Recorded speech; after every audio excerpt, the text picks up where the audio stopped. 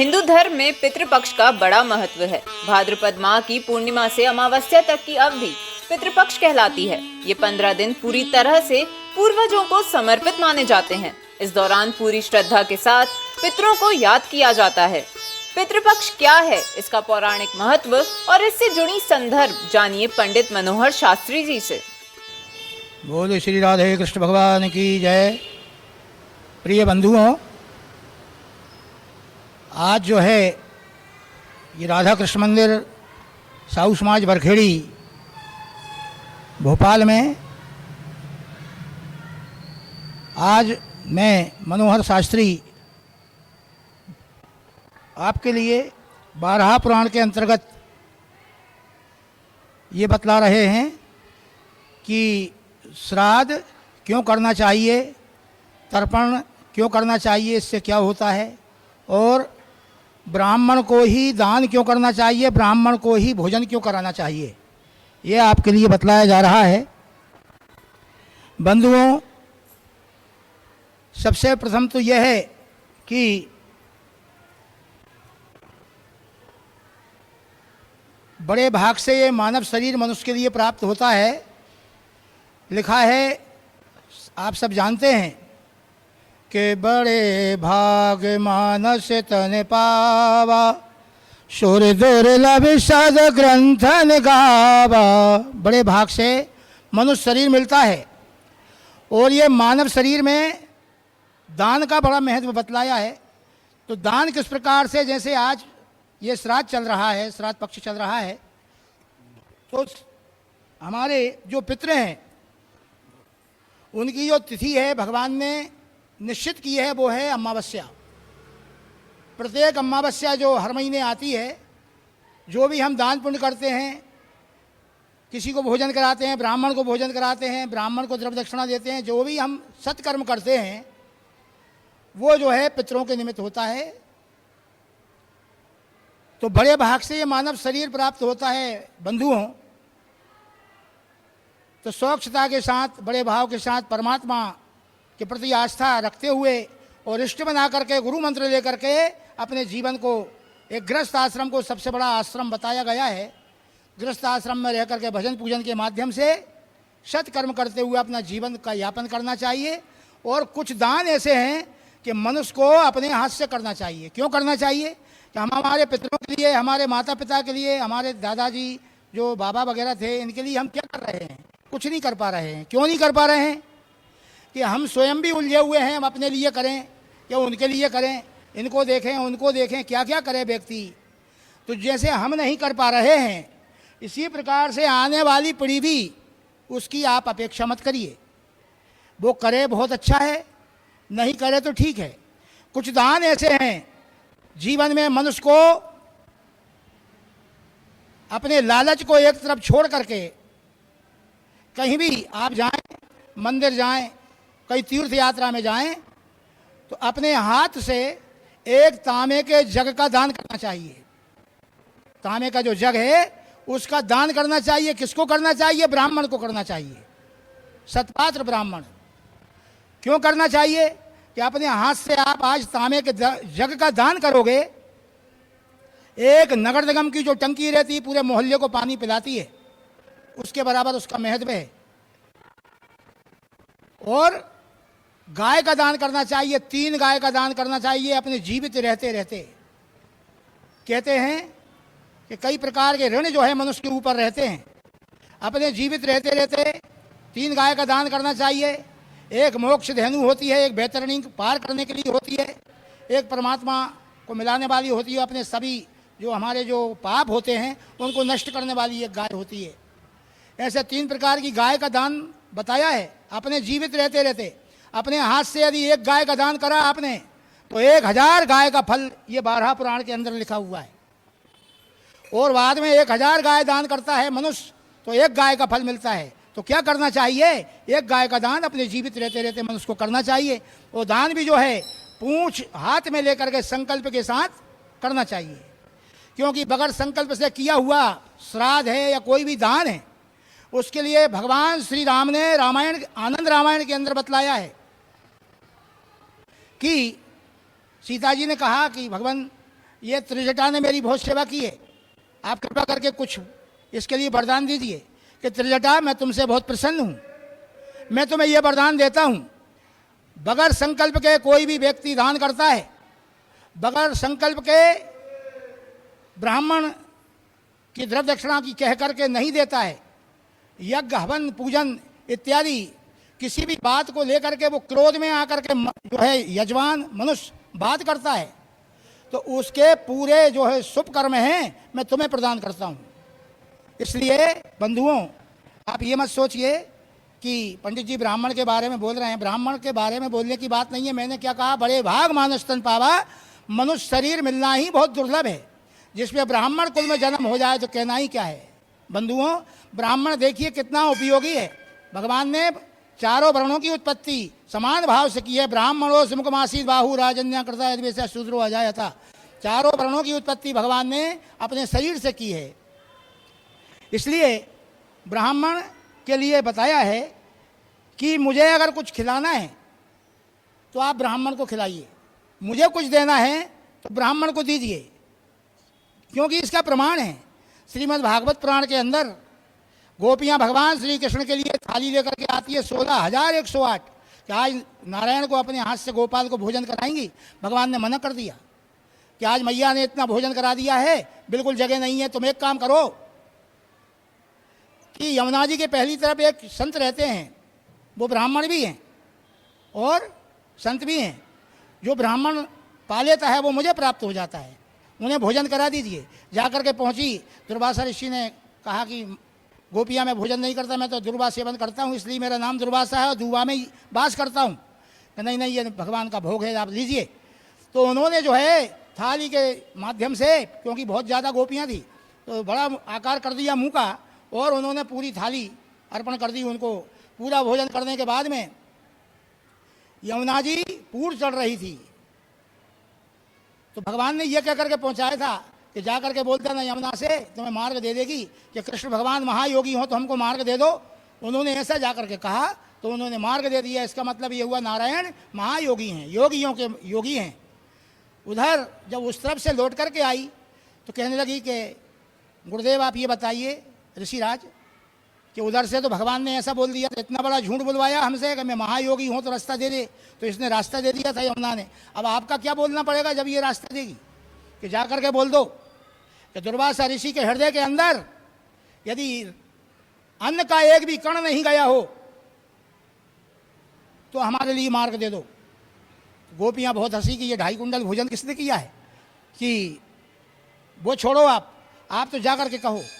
जब यमुना से जा करके कहा बंधुओं कि हे यमुना बहन, हमारे सामने दुर्वासा ऋषि ने भोजन करा है, लेकिन यदि उनके हृदय के अंदर अन्न का एक भी कण ना हो तो हमारे लिए मार्ग दे दो।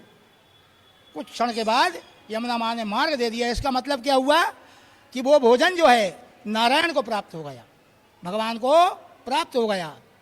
ऐसी अनंत कथाएं हैं। इसी प्रकार से जो श्राद्ध करते हैं, श्राद्ध कहते जरूर हैं, लोगों को लगता होगा कि आप ब्राह्मण को ही भोजन क्यों कराना चाहिए। आपको सुनकर खुशी होगी, अपने बहुत बड़ा भाग माने यदि कोई ब्राह्मण मिल जाए आपको और ब्राह्मण आपके यहाँ भोजन कर ले। आपको एक चीज़ का पता नहीं है, वो मैं बता देता हूँ कि ब्राह्मण भी जो है जो दान लेते हैं ना, जैसे किसी ने गाय का दान दिया तो आप ये मत समझिए कि हमने 10,000 रुपये की गाय का दान करा है। देने वाले को तो सुख प्राप्त होता है, लेकिन कब प्राप्त होता है कि ब्राह्मण भी जो है इतना पावरफुल होना चाहिए, गायत्री का जप करने वाला है, और जो है जिस दिन वो श्राद्ध में भोजन करता है या दान लेता है उस दिन उसको प्रायश्चित करना बहुत जरूरी है। अब वो बात ये यजमान को थोड़ी बताएगा ब्राह्मण कि हम भैया इसका प्रायश्चित करते हैं। घर जा कर के वो भोजन नहीं करेगा, निराहार रहना पड़ेगा उसको पूरी रात 24 घंटे। इसके बाद में पंचगव्य से स्नान करना पड़ेगा और इसके पश्चात शांति पाठ करना पड़ेगा। इसके बाद में जो है वो स्वयं की शुद्धि होती है। तो बंधुओं, ब्राह्मण के लिए भगवान ने इस प्रकार से महत्व दिया है। जब मनुष्य का जन्म होता है उस समय भी देखिए आप आते हैं कि पंडित जी मुहूर्त देखिए, और ये मुहूर्त आज से नहीं देखा जाता है। विश्वामित्र समय शुभ जानी, बोले अति शनै मृदुवानी। जब तक जो है विश्वामित्र ऋषि ने मुहूर्त नहीं देखा, जब तक धनुष का खंडन भगवान नारायण नहीं कर पाए। तो बंधुओं, मुहूर्त बल बहुत प्रबल होता है, मुहूर्त का किया हुआ कार्य संपन्न होता है। और विशेष करके ब्राह्मण के द्वारा विधि विधान से किया हुआ श्राद्ध पितरों तक पहुंचता है। और पितरों का कहना क्या है, बेचारे वो क्या मांग रहे हैं हमसे। पितरों की जो तिथि है भगवान ने अमावस्या दी है, लेकिन जिसकी भी जो भी तिथि हो वो जो है मान्य है। उस तिथि के रोज ब्राह्मण के लिए बुलवाकर विधि विधान के सहित पितृ तर्पण इत्यादि सब करवाना चाहिए। और हमारे जो पूर्वज हैं कब से हैं, धरती का निर्माण जब से हुआ है उस समय कोई ना कोई हमारा आपका जरूर होगा। तो एक एक तिथि, ये 16 दिनों की जो तिथि है हमारे लिए, हमारे पिताजी की तिथि मालूम है आपको, आपके दादाजी पिताजी की 2-4 लोगों की याद है, ऐसा नहीं है। हर तिथि में करोड़ों पूर्वजों की एक तिथि रहती है। प्रतिपदा से लेकर अमावस्या तक पूरी जो है तिथियां पुरखों की एक एक तिथि करोड़ों अरबों पुरखों की रहती है। कभी कभी हमें पता नहीं रहता है, अनजाने में दान हो जाता है और हमें पता ही नहीं है कि आज की तिथि किसकी है। तो बंधुओं, ये प्रत्येक दिन जो है दान करने का है, इसमें अन्नदान का बहुत बड़ा महत्व है। अन्नदान है, धनदान है, गाय का दान है, गऊ का दान है, और इसमें विशेष करके वृषभ का दान बताया है। वृषभ यानी जिसको हिंदी में सांड कहते हैं, उसका कलर नीला होना चाहिए, नीले कलर का, नील कलर का। और कपिला गाय का दान बताया है, जो एक वर्ण वाली होती सफ़ेद, उसको कपिला गऊ कहते हैं। दूध बछड़े वाली गाय यदि आप किसी को दान करते हैं तो उससे जो है पूरे पूर्वजों का कल्याण हो जाता है। और वृषभ का जो दान बताया है, वृषभ दान, इसको बताते हैं बंधुओं कि जो है सैकड़ों यज्ञ करने से भी जो फल की प्राप्ति नहीं होती है, केवल एक वृषभ दान से 21 पढ़ी तो सब जगह सुना है, लेकिन ये 12 पुराण के अंदर लिखा है, ये लिखा हुआ है 36 पढ़ी का कल्याण करने वाला पुत्र हो जाता है, जिस पुत्र ने अपने माता पिता के प्रति, अपने जो है पूर्वज हैं उनके प्रति यदि यह वृषभ का दान किया है, और वृषभ का जो दान किया जाता है वो जो है किसी को दान नहीं किया जाता है, वो केवल संकल्प करके और उसकी पूजन करके छोड़ दिया जाता है। उसे कोई संसार के अंदर रोक नहीं सकता है। वृषभ दान इस प्रकार से होता है, किसी ब्राह्मण को या किसी को देने की उसको आवश्यकता नहीं है, आप ले करके और उसकी विधिवत तरीके से ब्राह्मण के ही द्वारा पूजन होगा, उसका भी पूजन करने के पश्चात और इसके बाद जो है उसको छोड़ दिया जाता है। तो बंधुओं देखिए, जब बालक का जन्म होता है तो बालक का जन्म लेने के बाद में माता पिता आते हैं कि पंडित जी इसका क्या नाम निकला है, कौन सी शुभ घड़ी में आया हुआ है। तो देखिए आप, ब्राह्मण पूर्ण रूप से बतलाता है कि ये आपके लिए बहुत शुभ रहेगा, इस तिथि में इसका जन्म हुआ है, ये इसका नाम है। तो नाम काल नहीं खाए, वो नाम भी जो है बहुत शुभ नक्षत्र में, शुभ घड़ी में रखा जाता है बंधुओं। वो नाम भी ब्राह्मण के द्वारा निर्मित होता है कि आपका नाम जो है ये है। कहते हैं कहा ना पावक जर सके, कहा ना समुद्र समाए, और कहा ना अबला कर सके, कहा काल नहीं खाए। सत्य जो है, सत्य ना पावक जर सके, जो सत्य है वो अग्नि में जल नहीं सकता है। सत्य ना पावक जर सके, धर्म ना समुद्र समाए, जो श्रद्धा से किया हुआ धर्म होता है। धर्म किसको कहते हैं, आपने एक बोरा नोट जो है उसमें भर लिए और उनके लिए कहीं भी गाड़ दिया या कहीं नदी में छोड़ दिया, इसका नाम आपने पुण्य नहीं किया, आपने बहुत बुरा काम कर दिया। आप किसी गरीब की मदद कर दीजिए, किसी के कन्यादान में लगा दीजिए, किसी के यहाँ पर मकान नहीं है, कोई झोंपड़ी नहीं है, बेचारे रह रहे हैं इधर, उसके लिए झोंपड़ी बनवा दीजिए, किसी के लिए ठेला लेके दे दीजिए और उस पर सब्जी इत्यादि की उसके लिए व्यवस्था बना दीजिए। अगर उसका आज नहीं कल समय अच्छा हो गया तो जीवन में याद करेगा कि फलाने ने हमारा सहयोग करा था। तो धर्म ना समुद्र समाए। कुछ लोगों ने गाय को रोक लिया कि इसका हमें आज विनाश करना है, और आप वहाँ पर पहुँच गए और आपकी नज़रों से उस गाय को छोड़ दिया गया। तो बंधुओं, इसी का नाम है धर्म ना समुद्र समाए। किसी कहीं कन्या कहीं फंस जाती है, किसी की भी कन्या हो, और कन्या को देख करके वो जो है बंधन मुक्त हो जाती है, तो धर्म न समुद्र समाए।